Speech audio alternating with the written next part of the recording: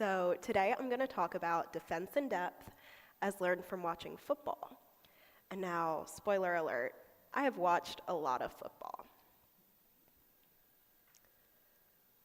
So, I am Kennedy Toomey. I'm an application security researcher and advocate at Datadog. And previously, I was a senior application security engineer at an app development company. And then before that, I had a brief stint as a software engineer. And now, something a little more important than that, I'm a football enthusiast. And I'm going to give y'all a little fun fact. When I was in elementary school, I wanted to be a quarterback in the NFL. No joke. You can ask my parents. Specifically, though, for the Baltimore Ravens. I'm from Baltimore. How could I not want to be a quarterback for my home team? As y'all can see, I did not make it to the NFL. That's probably because I never actually played football, besides in the neighborhood growing up. But we're going to talk a bit about defense in depth today and what it is and how on earth it relates to football. So defense in depth is the idea that if you have one control and it fails, and you're in trouble. But if you have multiple controls, or if you have at least two and one fails, you're still okay. So let's think about as you're driving a car. You should be wearing a seatbelt. Your car has airbags. There are crumple zones of cars. There's anti-lock braking, and then a lot of newer cars even have lane departure warnings. Now you might say, okay, we're not talking about cars today. You're right, but this is what I'm going to call safety in depth. It's all of these different safety measures put in place to try to minimize harm to the people inside the vehicle in case of a crash. And that's exactly what security is. We are trying to minimize the impact of anything happening. So again, I'm calling this car example safety in depth, but we're going to focus on defense in depth, which is the same premise. So now, why football? Now, do we have any football fans in the audience? Okay, that's good to know.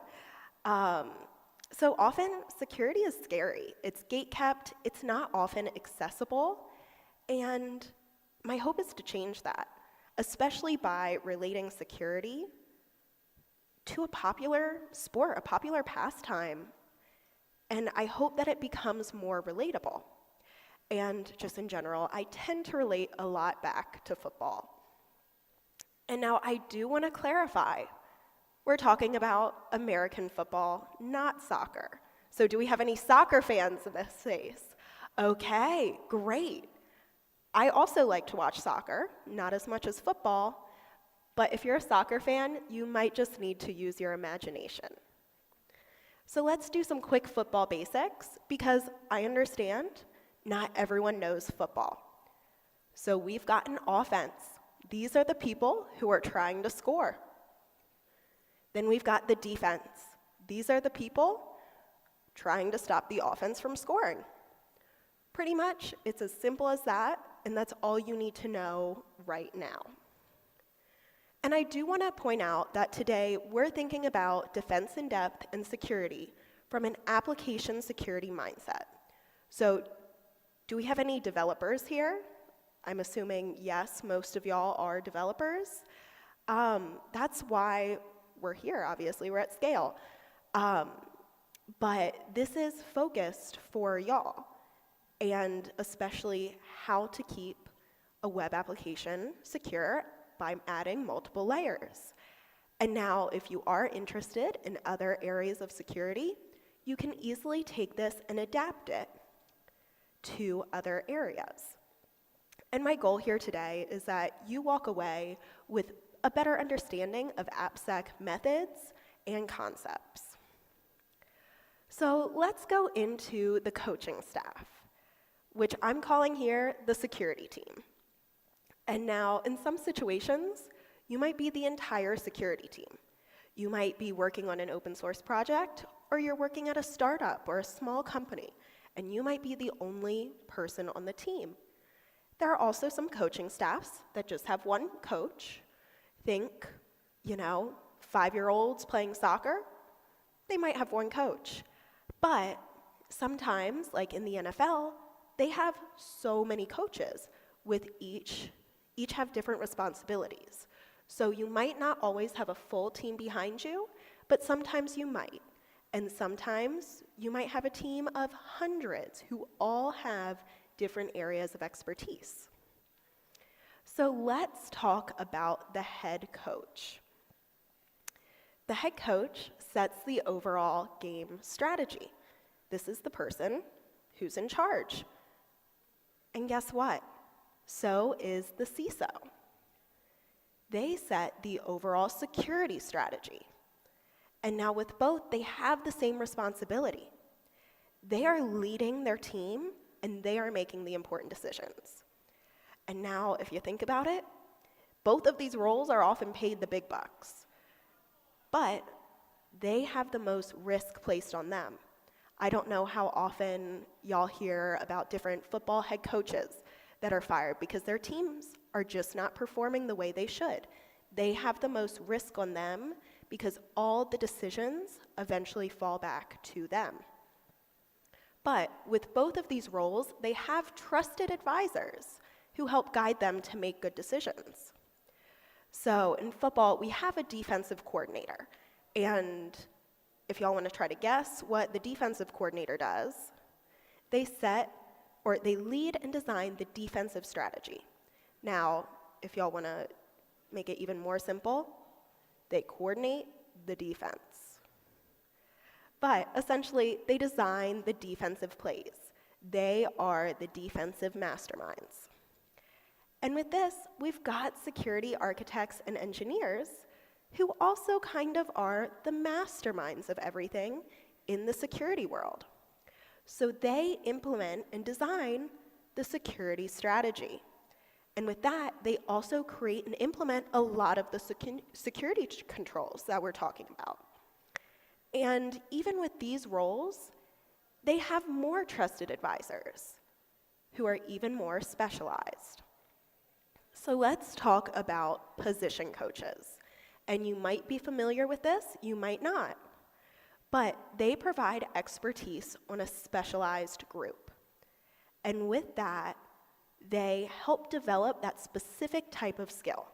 So a quarterback coach. And now, let's just think about this a little more broadly. Imagine that we have a kicking coach who helps the people who are kicking on the football team. They probably can't help the quarterbacks too much because they're focused on kicking. Just like the quarterback coach who teaches people how to throw probably can't help the kickers as much. And so we've got these position coaches in football. But then, what do we have in security? We have subject matter experts. These are people who have a specific focus in security. And now, whether it's on the OWASP Top 10, or whether it's a specific like Azure AD focus, it all depends on the person, but they provide that expertise on that specialized topic. And they use that to help advise, and they help move the security strategy. So now, let's take a step back. We're kind of done talking about coaches. Let's take a step behind the scenes, because not everything happens during the game on Sunday. Football teams have a playbook. And in this, it's a collection of plays that could be run. But we also have an incident response playbook in security, which, if y'all want to try to guess what it is, it's a set of procedures for responding to security incidents. They're pretty similar, they're called the same thing, and they have the same goal. They're both outlining ways to stop the opposition, whether it's an attacker or the offense. And now, I don't expect y'all to be able to understand either of these, but I thought it was really nice to be able to visualize both types of playbooks next to each other. And I will call out the security playbook is straight from CISA. If you're unfamiliar, it's a government agency that focuses on cybersecurity and infrastructure. And then the last thing in this kind of behind the scenes side that we're talking about is watching film. And I don't know how many of y'all played sports growing up, but a lot of times, players and coaches, they will watch film, they'll watch previous games. They will watch both how they are doing in previous games and how the opposition is doing in previous games to help identify the weak spots in both the opposing offense, but in also their defense. And they do this to create a plan to address those weaknesses, which, if we think about it, that's exactly what threat modeling is in the world of security. Our goal is to identify the weak spots in the application and in the security strategy in order to implement a plan to address those weaknesses. So now, we're going to take a look at the offense. And you might say, but Kennedy, we're here to talk about defense. Why do we need to know the offense? Because we need to understand what we're up against, which is the attack. And I promise this is short. We've got our quarterback. And now, if you're not familiar with football, this is the person who's normally throwing the ball. But they essentially organize and run each play. They tell everyone else on the field what they're going to do. And now, if you want to guess, this is just like our threat actor. They are organizing and running attacks. So our quarterback could be our threat actor. And since all plays go through the quarterback, all plays go through our threat actor. But now we have our receivers and running backs. And our receivers are the ones who normally catch the ball, and the running backs are normally the ones who run with the ball. And their goal is trying to find holes in the defense. They are trying to score. And we can think about this in terms of tools and scripts and how are these threat actors, how are these attackers trying to gain information? They're using tools and scripts. And so they're using vulnerabilities in a system to gain access. Okay, I told you we weren't talking about the offense too much. So now let's talk about the defense, which is why we're here today. This is the security measures that are in place. And now there are 3 layers to a football defense. First, we've got the defensive line. These are normally the biggest guys, and these are normally the players who are right up against the offense, the people closest to where the offense is. And they are the first line of defense. Okay, kind of makes sense, the defensive line, first line of defense. But then we have the linebackers. And these players, they're in the middle. They are the middle protection. And then lastly, we have the secondary, which they are the last line of defense. They're kind of like the, oh crap, we need you right now. So, again, this is back. I do not expect y'all to be able to understand any of this, but I promise it's coming back again for visualization help. So let's talk more about the defensive line, which again, the first point of defense. So I told you it would be back. We've got our defensive line players, and as you can see, defense, they're the blue dots, and if you can see, the red dots are the offense. These players are the closest to the offense. They are right there at the beginning. And they're actually trying to go towards the offense, which is unlike some of the other positions. They're going forward. And as you can see, and as you may know, the NFL, the NCAA, they have some wonderful copyright laws, And I was not trying to go against those. So we are highlighting some high school football pictures that were all available that I could use.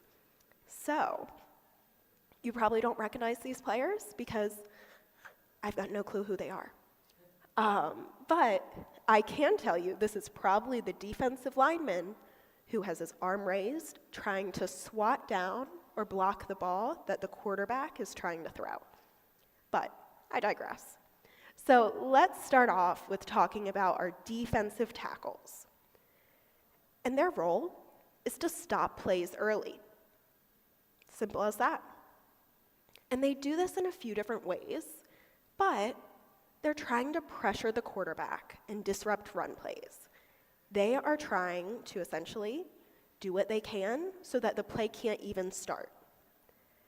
And now we are in LA, so I can't not bring up Aaron Donald, who I know recently retired, but is a great defensive tackle, who was on the Rams for years, won a Super Bowl with y'all. So wanted to call him out here. But now if we think about it, do we know any security tools that help find vulnerabilities early? We've got some static application security testing scans, or otherwise known as SAST. These tools find code vulnerabilities early. These are great as you're just starting out on a new project, just starting out to write code. These help find vulnerabilities at the beginning. And specifically because it's looking at the source code. It does not need a running application at this point. It is looking at your static source code. And these scans are great. They're looking for patterns, essentially, in your code, but patterns that have led to vulnerabilities in the past. So you'll normally see cross-site scripting or SQL injection being alerted here. A lot that we can find in the code. But I will say, SAS scans have a good bit of false positives because they're pattern matching. They have no runtime context with this. So we'll touch on that a bit later. So now let's talk about our defensive ends. And they are protecting the edges. So our defensive tackles, they were in the middle. Our defensive ends are on either side of them. And they're also trying to do the same thing as our defensive tackles. They're trying to pressure the quarterback and disrupt our run plays. And from there, I don't know if y'all are familiar with this person, J.J. Watt is a great example of a defensive end. If y'all don't watch football, he was in a truck commercial recently. He also now owns a soccer team. So he's definitely getting into some more things other than football. But again, let's focus on security. We've got interactive application security testing, or IAST scans. And now these are very similar to SAST as they're trying to find code vulnerabilities. What differs here is we're trying to find them at runtime with IAST scans. So we're able to use the context of the running application to do the same thing that SAST scans are trying to do, find vulnerabilities in the source code. So runtime versus static. And with these tools, they tend to reduce the amount of false positives, which, if you've ever had to deal with false positives, generally people don't like them. And I'll be honest, as a security person, I don't like false positives either. Not only because I then have to spend time going down the rabbit hole, but I also know that the more false positives I work with developers to fix, the less likely they're going to want to fix things in the future because they just wasted their time fixing a false positive. So generally, I like IAST scans because they have less false positives due to the runtime context. And with this, you do need to have something running. So these normally happen a little later in the software development lifecycle, or the SDLC. And now let's talk about our nose tackle.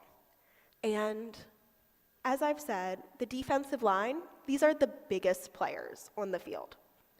Our nose tackle specifically, usually the biggest. And they're specialized. They are the people right up against the offense, but specifically in the very middle. And so they are, again, trying to stop plays early. But with that, they're trying to pressure the quarterback and disrupt run plays. Okay, all sounding similar, right? Well, I will give you a quick example. Vince Wilfork, if you're not familiar with him, he was on the Patriots, dynasties specifically, when they won multiple Super Bowls from 2004 to 2014. But also, if you're not a football fan, he was in a commercial last year where he was grilling. And you might say, grilling, okay. He was welcoming Jason Kelce into retirement and teaching him how to relax. And I'm sorry, it's a talk about football. The Kelces are everywhere these days. I felt like I had to sneak one in. But no, that's how you might recognize him if you're not a football fan. But, I know we're kind of abstracting things, but what kind of abstractly is a specialized tool that stops vulnerabilities early? We've got our static composition analysis scans, or SCA scans. And now these are finding vulnerabilities in your third-party libraries. And with that, we want to identify vulnerable dependencies by version. And now, if you've ever worked with a project that has multiple dependencies, they either often get updated with security fixes, or they never get updated with security fixes. And the challenge with this is about 70% of code is made up of these third-party dependencies. So with that, about 70% of the vulnerabilities I see come from third-party dependencies. And with that, you don't have to be making changes to your code for vulnerabilities in your dependencies to show up, because it's not your code that's wrong. It's something that went wrong in the dependency. So we want to make sure that we use these scans throughout the life cycle. We want these at the very beginning during development, using IDE scans or CLI scans. We want these in the pipeline. We want PR checks on this. We want to make sure we have production scanning with these scans. So now let's move on and talk about the linebacker, which this is the middle protection. And specifically today, we'll focus on two types of linebackers. But we will just go into the same graphic again, and we can start to see we're moving to the middle of the field. And we also have two different colors that we're looking at. We've got some pinkish purple ovals, and we've also got some yellow ovals here. And these are our linebackers. So we've got the outside linebackers. And if you think back to the image I just showed you, these are the pink and purple ovals that we are seeing. And they are protecting the gaps missed by the defensive line. And now those could have been purposeful gaps, or they could have been accidental gaps. And with that, they have similar responsibilities. They still want to pressure the quarterback, but they're also trying to cover the edges. And with that, Clay Matthews is a great example. If you're not familiar, he was with Green Bay for a while. I think he even ended his career in LA, but had long blonde hair, was in the Aaron Rodgers era of Green Bay. But with that, we've got some dynamic application security testing. And I promise this is the last AST acronym, but there will be more acronyms because it's security and security likes acronyms. But with this, it's an automated attack against the running application.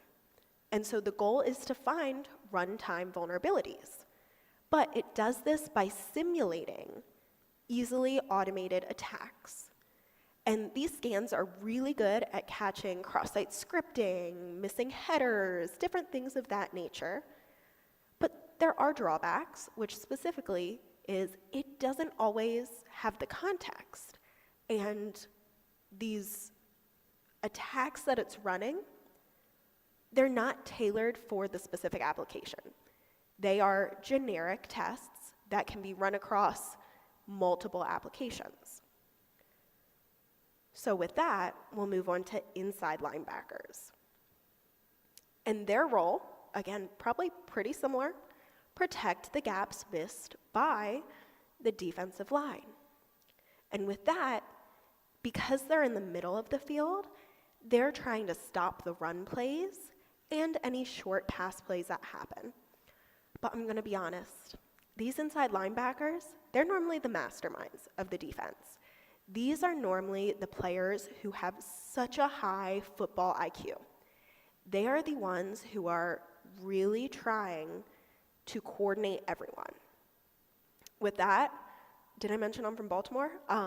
Ray Lewis is one of the all-time greats from Baltimore, won 2 Super Bowls with us. Truly a football mastermind. Again, the IQ for football was off the charts, and it was so fun to watch him play. But then, okay, let's think about security. Who's the mastermind? We've got our pen testers or penetration testers. And if you're not familiar with this, they are highly specialized people who are essentially trying to attack your application. And you actually pay them to try to attack your application. And so they're running custom attacks at runtime. But the key word here is custom. They can do whatever they want, essentially, because they're a human. They're not automated. Now, they can run automated attacks that they've created or that they have at their disposal. However, they've got a brain. They can think through things. They're able to connect different pieces together. And so with this, they are trying to manually find vulnerabilities that are specifically custom and complex. These might not be your normal everyday vulnerabilities. These might be some really interesting ones. And with that, they're also trying to cover the gaps that some automated tools may miss. And now here, I will call out, pen testing is expensive. It's expensive, and it takes a long time. So not everyone and not every company and not every website or web app is able to have a pen test done all the time. So with this, that's why we do also have DAS scans. Even if they have some drawbacks, they're nice to work together. So when we can't always have a pen test done, we have some protection in place still. However, there are some good cases for a pen test, whether you're releasing a new feature that specifically has a lot of security value. Think you're creating a new auth page, or you're going to be dealing with PII or PCI. Those are some pretty good cases to have a pen test done. But also, if you're getting ready for a big release, and if you are trying to put some code into production where you have nothing in production now, might be worth a pen test. So with that, we'll move on. And this is our last line of defense. These are our last people who can try to help, or tools that can try to help. So here again, we can see that these are the last people. They're the furthest from the offense. And so now we have this wonderful picture. And as you can see, we've got our offensive player in navy and yellow, and he's already caught the ball. He's already running downfield. But we've got our member at the secondary, our defensive player in white and orange, still trying to tackle him. Because guess what? It's not over yet. It's not over till the player scores. There's still an opportunity to mitigate the risk. And that's very true for football, but also security. So we do have a cornerback, And I'm going to be honest, sounds like a quarterback, not the same thing, pretty different. But with that, they cover the short and intermediate areas of the back of the field. And they're trying to stop any breakthrough runs or any intermediate passes. And now, I don't know if y'all have heard of Deion Sanders. He is currently the head coach of the University of Colorado football team. He also does a lot of commercials. I think DirecTV might have been a recent one. He does do a lot of Aflac commercials with Nick Saban.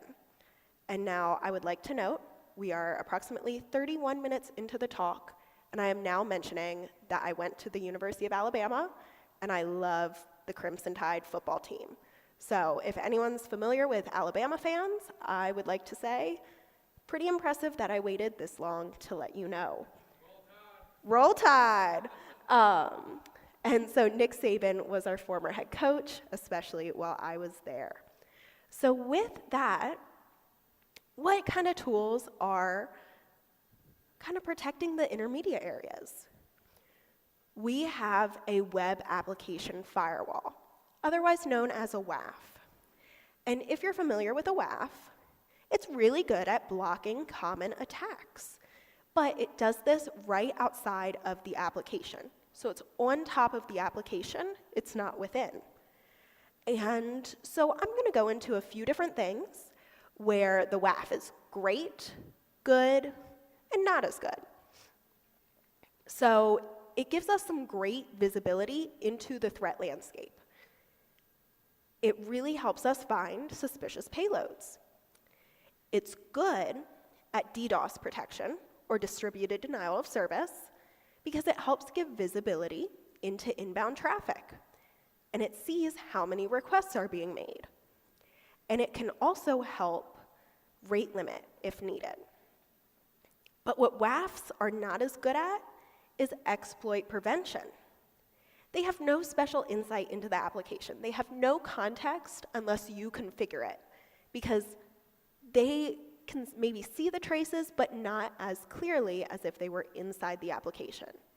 So think on that. I promise I'll touch on it in a few. So our last player that we've got our safety. And they are covering and protecting the deep part of the field. So with this, they're trying to disrupt the pass. I can almost assume, or almost guarantee, that the picture that I showed you before of someone running, trying to tackle the person who caught the ball, I can almost assume that's a safety. But they're trying to disrupt the pass, whether they're trying to bat the ball down, whether they're trying to intercept it or catch it, or whether they're just trying to tackle the player. And now Ed Reed is a brilliant safety. Again, another Baltimore Raven, sorry about it, but he used to play Tom Brady a lot.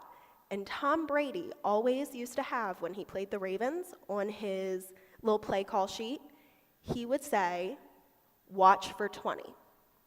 Find 20 before you throw it every time. Ed Reed's number was 20. Ed Reed could see the field, and he was known for intercepting the ball. And so Tom Brady always made it a point to find Ed Reed first.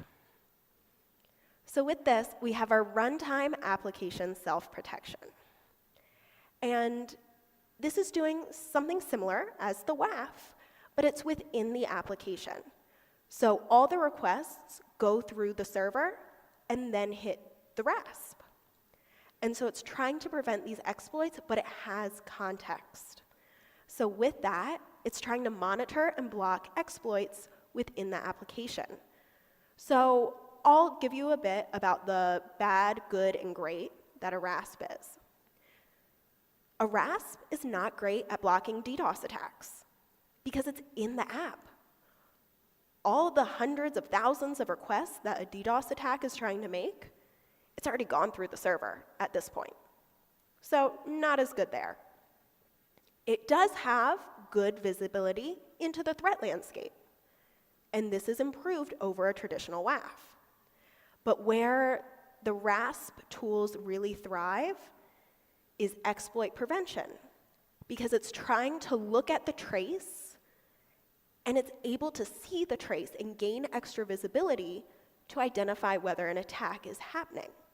And because it can see exactly what's being called, and then it's able to generally use pattern matching to identify different attacks.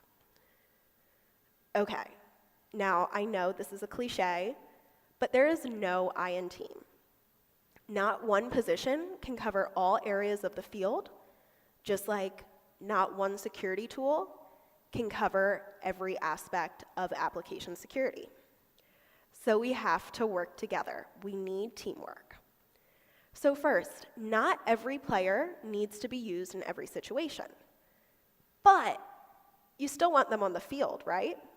Because imagine if we said, oh, we think the offense is going to run the ball right now, so we're going to put our defensive line out there, but everyone else can take a break, take a breather. Well, what happens if the run play gets through the defensive line? Where are other layers of protection? Also, what happens if they don't run? What happens if they throw the ball? No offense, but I mentioned our defensive line. They're the biggest guys out there. They're generally not the fastest. They're not going to be able to run and try to catch the player who just caught the ball. So with that, prevention eventually fails. Why not have defense in depth? But again, not all of your security tools would be needed every day in every situation. But you want to make sure they're in place in case something does happen, because they all excel at different things. And now we also want to make sure we're communicating. You can always see players on the field pointing to each other, calling out different things that might happen.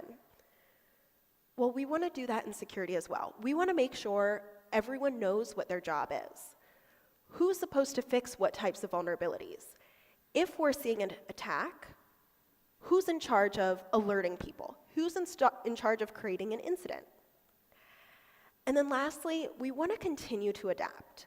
And now football players, they have a halftime in the game after the first 30 minutes. And at that halftime, they can make mid-game adjustments, but they can also make adjustments throughout the season.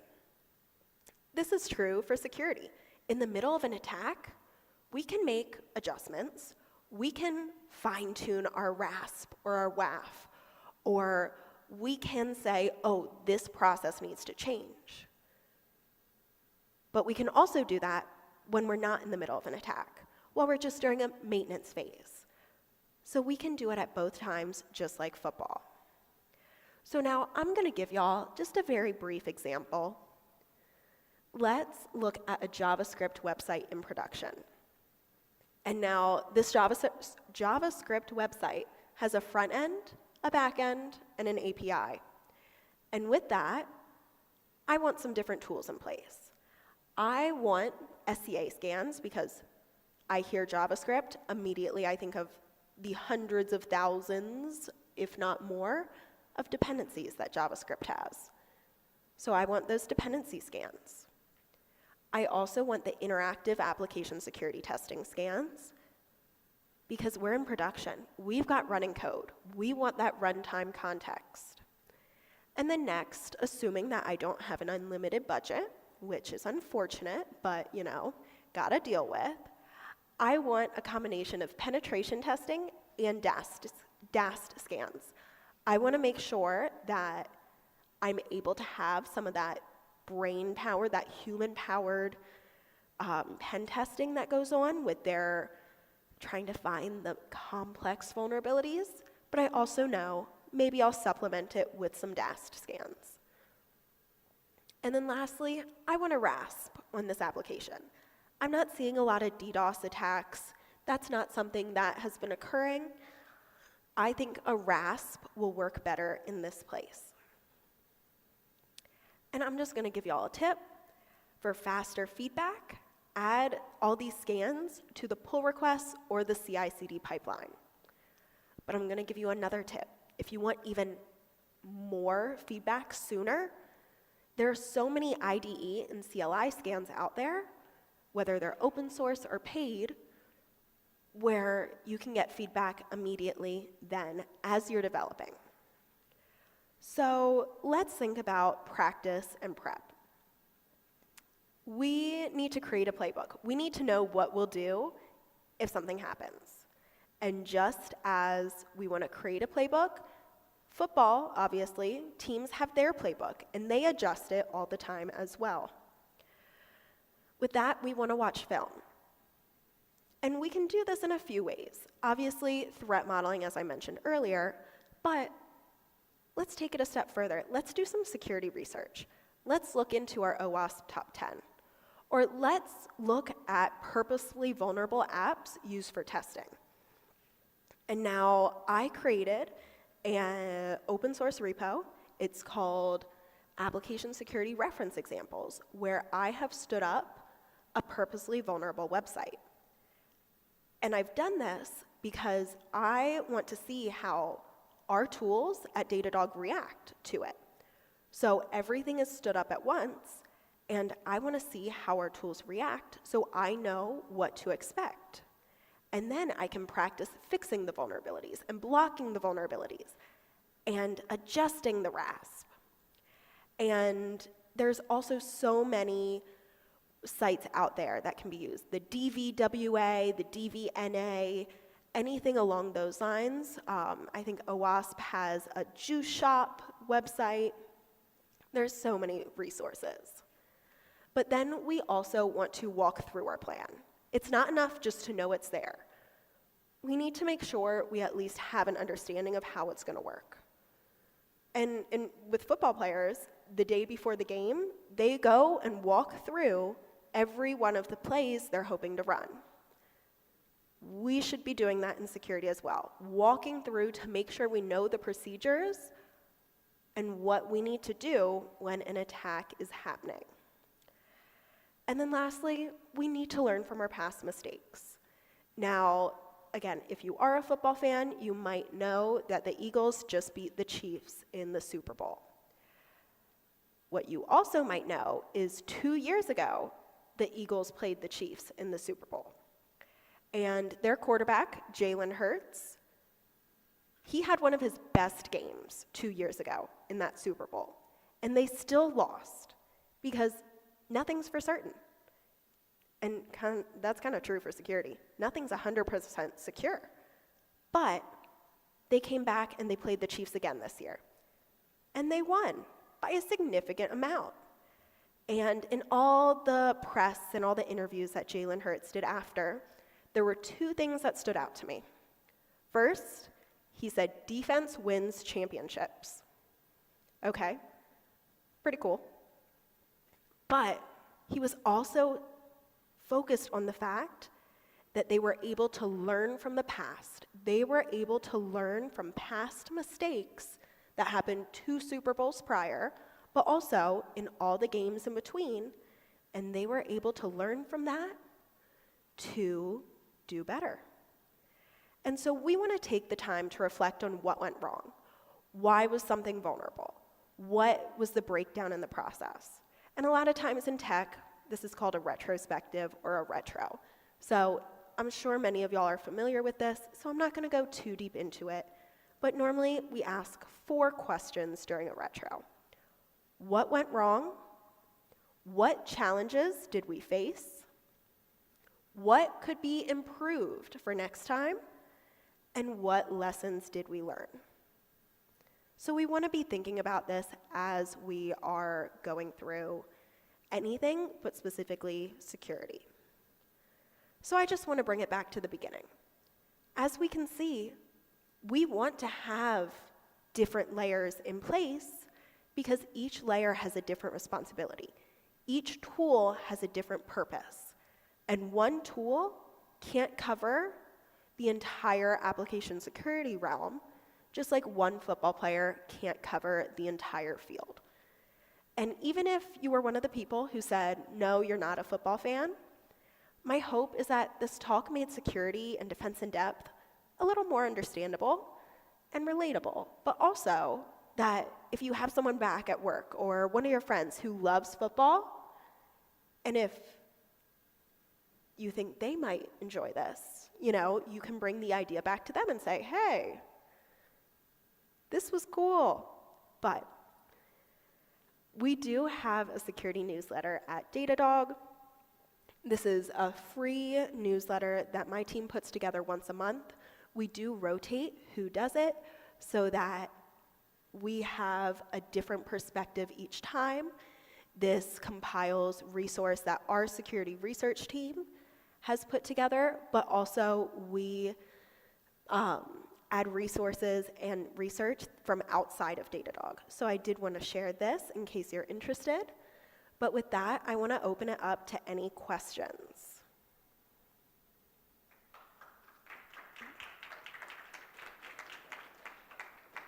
Yes.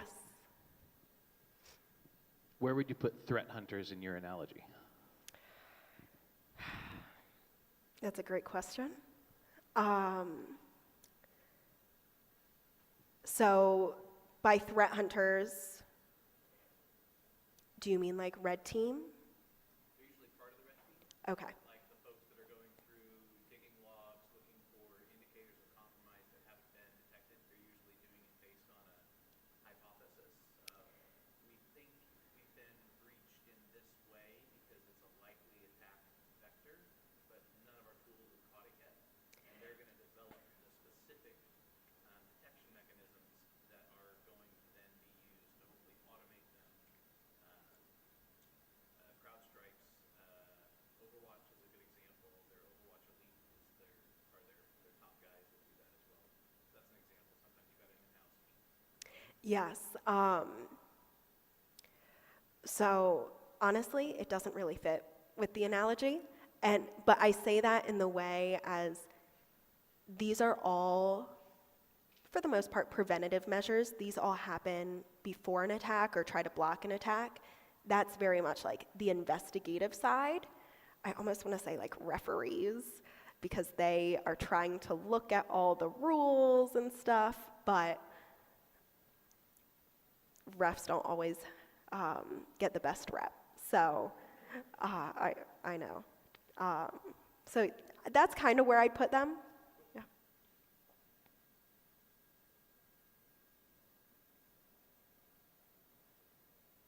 Cool.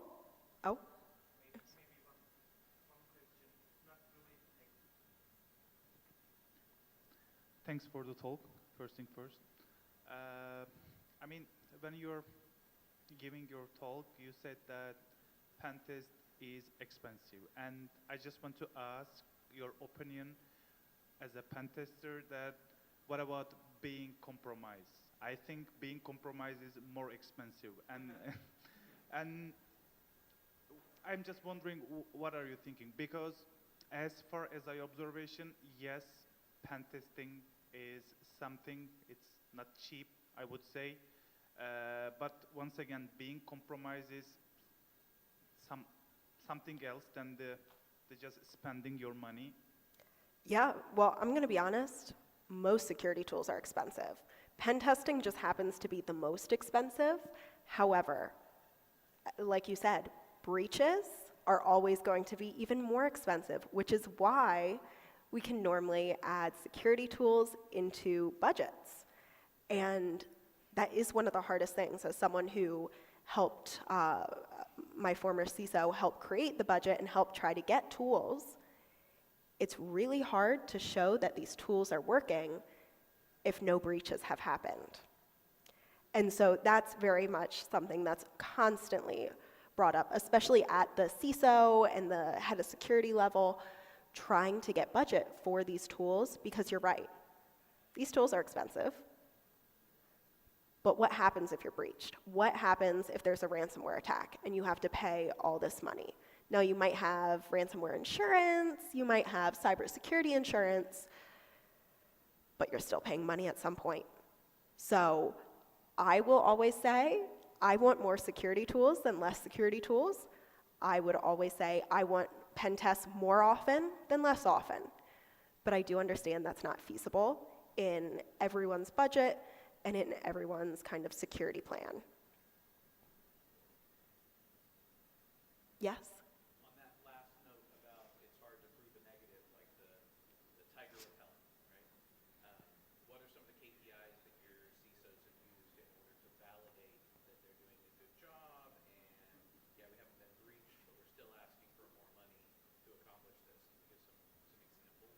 Yeah, so I'll repeat the question. How do you prove a negative? Like, how do you prove that your work prevented something from happening? And what kind of KPIs have I used? It all depends, and it depends on what your team is focused on and also what the overall kind of company structure is. Previously, I was at an app development company that was more consulting. So we would write code for clients. So we were able to track vulnerabilities. What vulnerabilities are we seeing? What were we able to fix? And then in what time period? And tracking to see, are we consistently keeping our vulnerability totals low? That was one of the ways where we can't prove that doing this prevented a breach, because there's not always a way to prove that. But by being able to show, hey, we were able to get the vulnerabilities from this amount to this amount, shows that we've lowered the risk. And I think the biggest thing is to try to show risk. And if you don't fix things, or if you don't have certain tools, your risk is higher. And how much risk do you want to accept? And then from there, you also need buy-in. You need security buy-in from your leadership. Because if the CEO, if the CTO, if they don't think security is necessary, it's very hard for you to get the budget for it. So you really need buy-in from all the members of the C-suite or whoever oversees the security and the technology aspects of the company, because without that buy-in, they might not care about the risk. So, Yes. question then, how do you take that answer and apply it to your analogy? Well, I think the analogy, the defense in depth, all the different layers, that's kind of a good way to show maybe a CEO who isn't as technical, who doesn't always understand, well, why do we need all these tools? Why can't we just use one? Like, why can't we just check for dependencies? Or let's not even look at vulnerabilities. Let's just put a WAF in place. And I think this is a great way to show, oh, hey, maybe there is a use case to have multiple different tools in place. And whether they're from one product or from one company, one platform, or if they're all open source, because that's an option as well. But I think being able to show there is a purpose for each type of tool and for each layer can hopefully help them better understand. Yes? It's not really in your slides, but I wanted to know, how are you handling vulnerability management right now on your software? Do you just look at the CVSS score, or are you looking into the reachability index? Because the CVSS score may not be what I call 100%. I mean, you really need to know whether it's reachable or not, right? So I just want to hear what do you guys do at Datadog in terms of, because you can't fix everything. Let's just put it out there, right? You have to pick it. You have to set a priority. So I wanted to hear about what you say in terms of, do you just rely on CVSS score that's how you say, okay, this is the critical ones. I'm going to fix all this and maybe fix the medium one. I don't know. I want to hear your opinion about that, because I'm struggling with a vulnerability management plan, and I don't know if we're really doing we're spending a lot of time on it, but I'm not sure really, are we really spending the right time on the right things? And reachability index has been discussed a lot recently, so I wanted to hear your opinion about it. Yes, so while I do work at Datadog, this is in no way a sales pitch, so I don't want to focus too much on that, but I will tell you how I have approached it before, and then I will also tell you Datadog's approach. So I think for me, finding what's in production versus what is a dev dependency. Again, I'm assuming a lot of your vulnerabilities are coming from dependencies, which might not be the case. But specifically, can we easily identify what's in production versus what's a dev dependency? Which I know JavaScript has a way to identify, so do some other languages. But I also think we need to find easy wins, because sometimes having all the vulnerabilities, having hundreds, it's overwhelming for everyone. So even if they're not the biggest wins, being able to identify some easy wins, make it feel like you're working towards something, and it helps first to start get the numbers down, but also it shows progress, which I think a lot of times it's hard to see progress. So I think specifically, and it depends what kind of tools you have at your availability, but at Datadog, so we take the CVSS score, but then we also combine it with the reachability because it has the runtime context.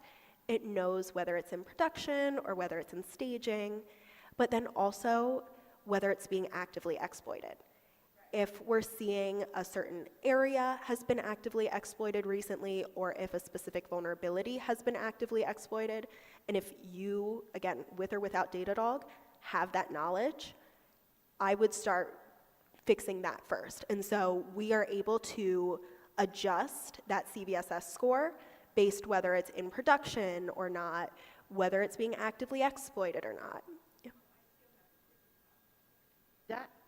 That's great. I actually am happy to what I'm hearing, because you're using not just purely the CVSS score, but you're looking at the exploitability and reachability index. But I do have another question. So when you look at whether it can be exploited, are you looking to a specific industry for your client? Because every industry has a different, like certain, nation state threat actor use certain MITRE attack framework. And so I'm just curious, because I haven't really seen anything that's specifically talk about, let's just say, healthcare industry, aerospace industry. So I'd like to hear, what is your experience on that? In addition to what you just said, those are good, but I'm drilling down into deeper, because we cannot fix everything. Let's just put it this way. And the software keep on changing, we got more dependencies, all that. You know what I'm talking about. So anything about the specific industry that you can talk about, whether you're planning to do it or maybe that's just out of scope because it's too hard to manage it anyway? Well, I can tell you that Datadog, the way we can show that an exploit has been happening is because we're able to look at all the traces of the application. So it's specifically tailored to that application. But within the industry, I think I don't know if there are any metrics out there, but generally, and I'm sure there are, but you need to know what your industry is. Again, if I'm not in the defense sector, but if I was working more on government things, I tend to know what they're trying to do and where, I think, what keeps you up at night, what is the scariest part about your application? What kind of sensitive data? Do you have sensitive data? Is it more you just have a login, like authentication page? Are you keeping track, or are you controlling PCI and PII data? So I think it very much has to be tailored to more exactly what you're doing compared to industry. However, I do think there are definitely some industries that lean more towards different attacks. Yes.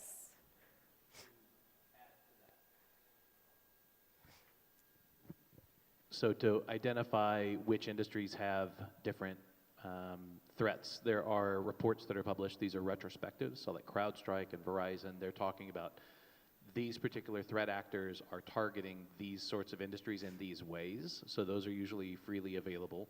But then also there's threat intelligence feeds that you can use, integrate with your tools, and that'll tell you what are the trends, what are the bad guys up to right now, what's their popular place to attack, what are the vulnerabilities that are being exploited in the wild now, and then you can use that to drill down on your list of vulnerabilities that you've found in your environment, and when you've got a laundry list of things that's way too big, you can use that intelligence feed information to determine, okay, so the bad guys are hitting this one that we have that's critical, it's production facing, the reachability index, all of that, and it's being exploited now. So you can add that as another one of your criteria to prioritize. Thank you for that. I was just thinking about now we need to spend more money on threat intelligence. That's just the thing.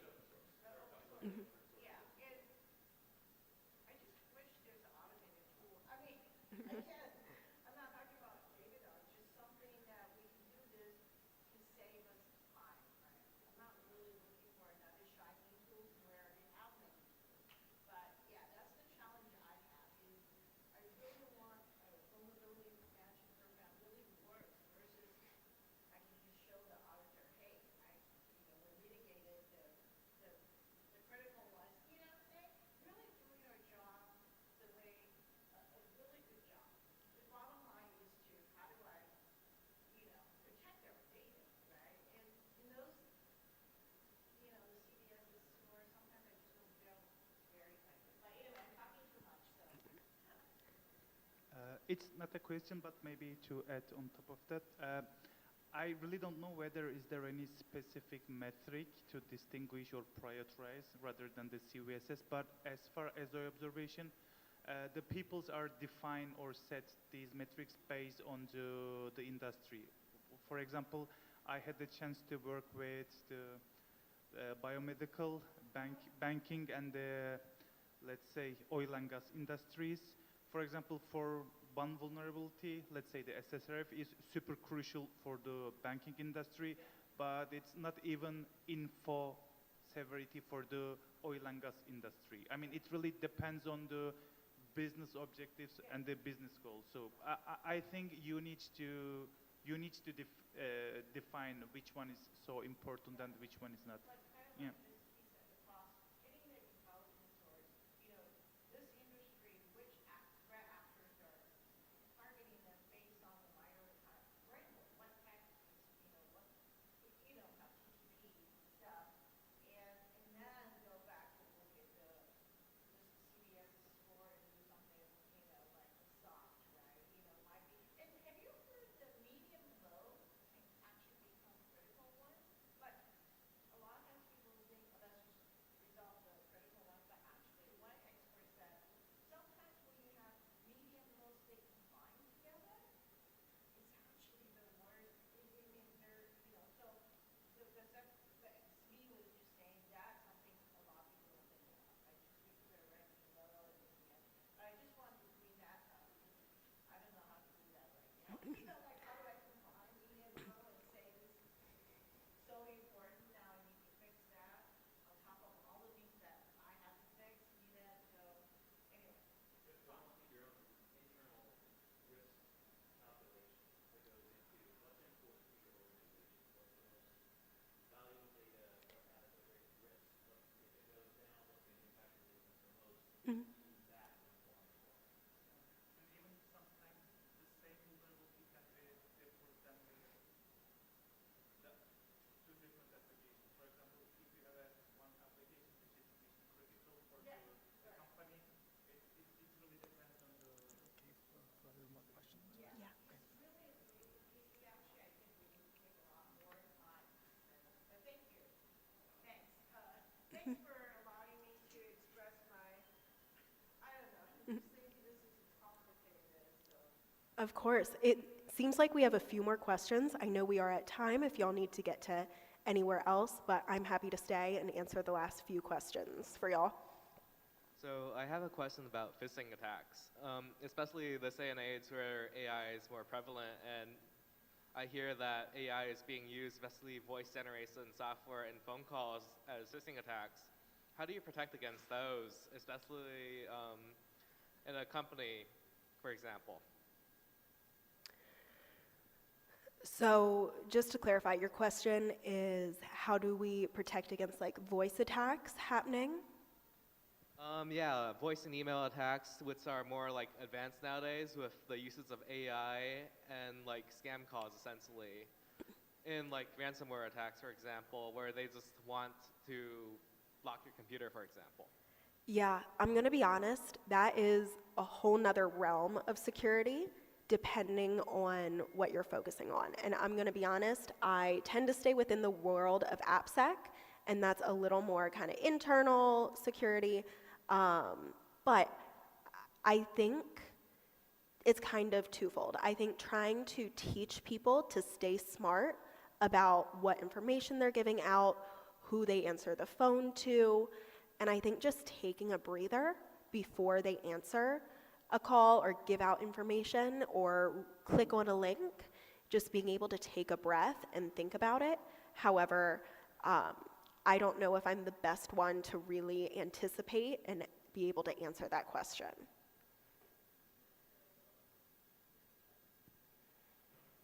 I'm a DevOps engineer who was just thrust onto the security team with no training or anything whatsoever. So I just wanted to say thank you so much for this incredibly beautifully structured talk. My brain loves the this corresponds to this, and it's just given me a whole framework now where I feel like I can actually sit down and learn things instead of just flailing about. And we use Datadog for security monitoring, so it was just absolutely perfect. And I just want to say how grateful I am that you gave this talk and structured it the way that you did. I appreciate that so much. Thank you. Looks like we got one more question.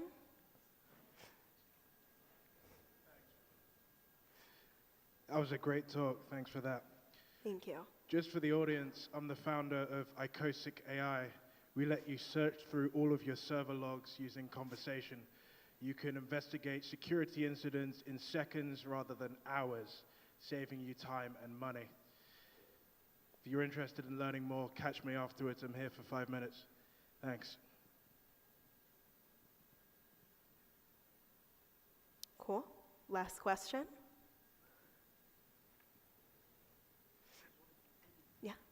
So this is actually just kind of an attempt at an answer to the previous question. So the voice and the phishing attacks, you mentioned make sure people are trained. Security 101 is making sure that you have a security awareness campaign that's running. KnowBe4 is a great platform to use for that. There are plenty of others out there, but there's lots of resources to make sure that your users are trained up for your organization. And then kind of the goal of a lot of the phishing and the voice stuff is to gain access to financial resources, right? Passwords and whatnot. So as part of that security awareness campaign, making sure that people are trained on appropriate processes and procedures for your organization is a good way to go. And this last piece, as far as AI voice attacks and stuff that are happening now, I don't know about this in the context of organizational security, but in terms of personal security, we should all, for our family members, have a safe word that we use, that we never send anywhere, that we never publish anywhere, that we never send in text or email or anything like that, that's only communicated face-to-face, so that it can never have been lifted from anywhere. And that way, if you're you get the call that your wife's been kidnapped and you've got to wire $50,000, if the safe word isn't present or whatever your process is, then it's a scam, right? Because you're going to be too freaked out if you can't get a hold of your wife and they're saying they've got her and you hear her voice or whatever. So these are attacks that are happening now. So have a live safe word that can't be lifted off of the internet in any way. So. Awesome. Well, I do want to say thank y'all. Feel free to connect with me and ask any questions after this if y'all have any additional ones. Have a great keynote and the rest of your day.